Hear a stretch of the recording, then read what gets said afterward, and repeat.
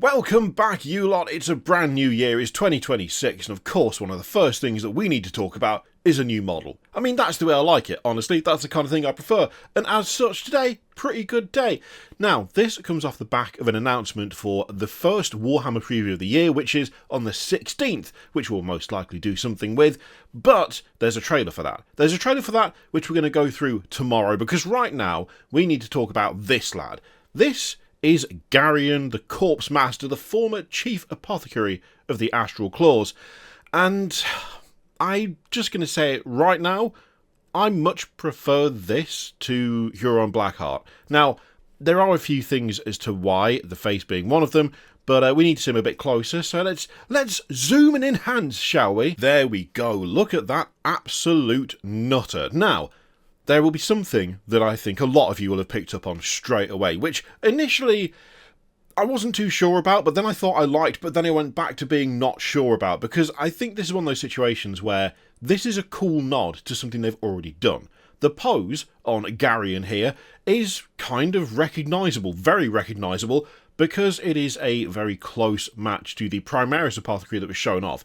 A model which, in some ways, felt kind of interesting at the time because it seemed somewhat aggressive, the Apothecary placing his boot on an allied fallen Space Marine to rip his globes out, or his gene seed, as you might otherwise call them.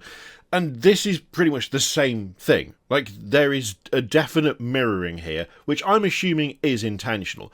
The thing is, Games Workshop tend to like to use the same poses over and over, and sometimes what could be, seen as a nod is kind of laziness, and things that are laziness might be seen as a nod. The thing is, it is pretty close in some ways. It does make a lot more sense for Garion to be standing on someone than it does for that apothecary to be standing on someone, because that just seems massively disrespectful, which was something that felt a bit weird at the time.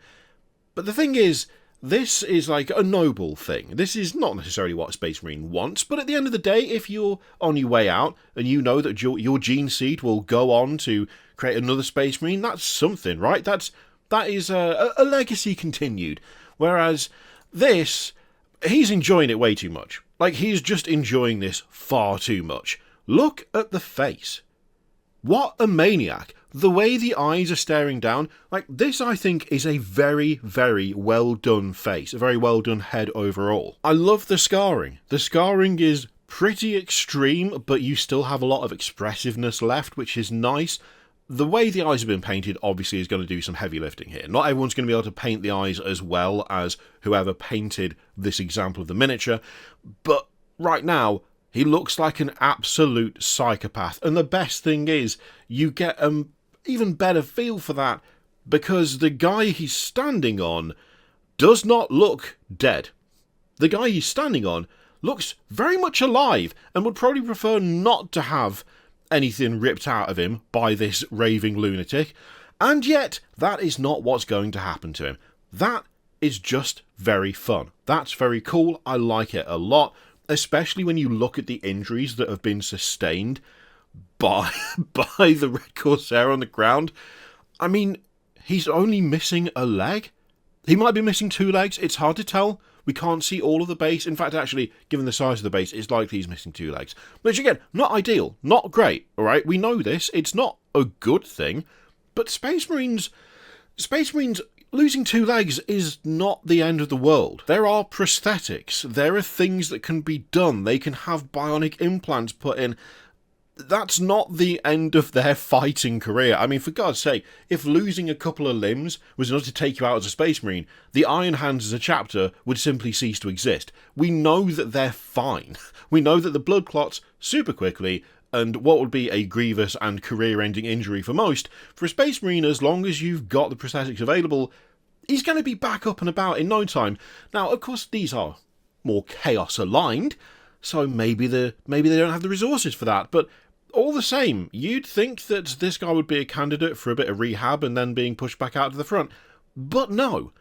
Garreon the Corpsemaster has gone, no thank you mate, I'll be having all of what's been implanted into you.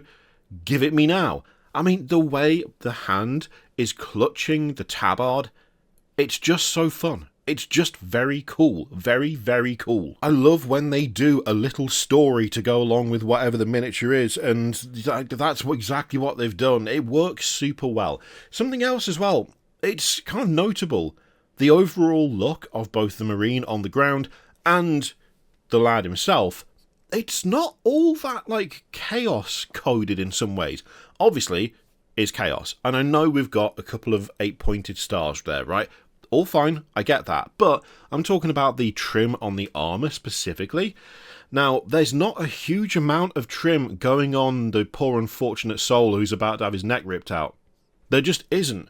There's just not that much there. And the same goes for the Apothecary himself, where it looks more like scavenged gear as opposed to chaosified gear. The arms especially are pretty devoid of iconography, they're relatively plain, but you do have these two different shoulder pads, which again speak to a kind of scavenging nature.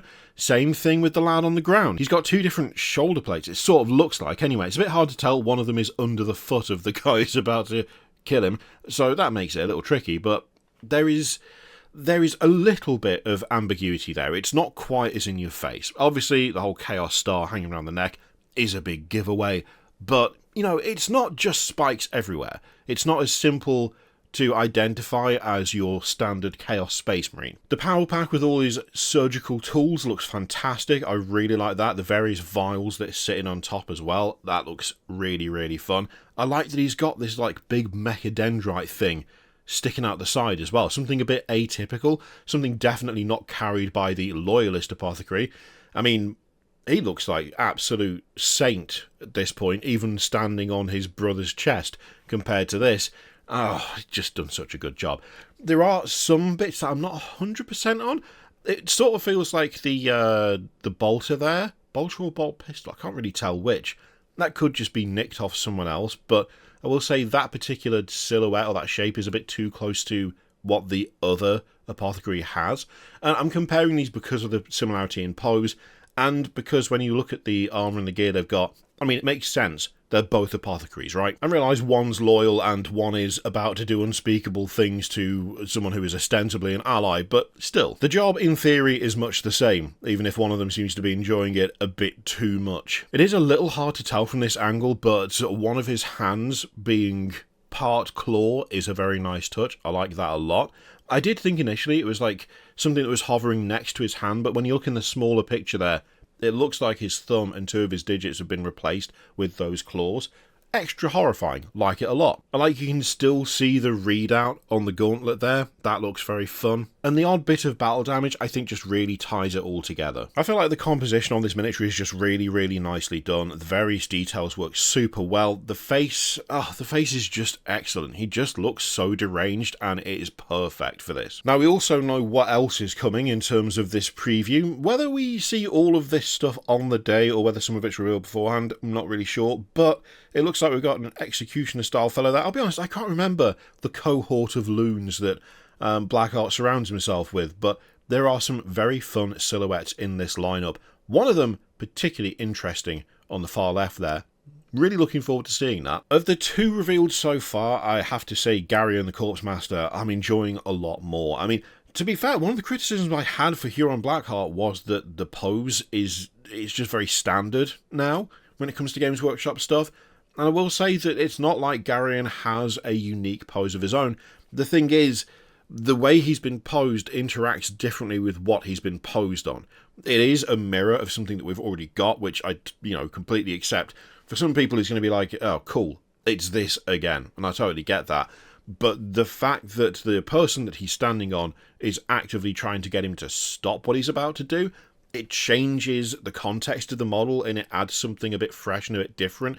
There's only so much you can do with guy standing on rock, but guy standing on person who is his ally, who is trying to not get murdered, that's different. That is definitely different, and it works super well in this case. So yeah, we've got a ton of stuff coming up. I'm quite looking forward to this preview. It'll be really fun to see what they show off early on in the year. For now though, I feel like this is a pretty strong start, and I'm super curious to hear what you lot think about it, especially those of you who are particular lovers of the red Corsairs. Let me know what you think in the comments down below. Thank you very much for watching. Happy New Year to all of you, and I will see you for the next one.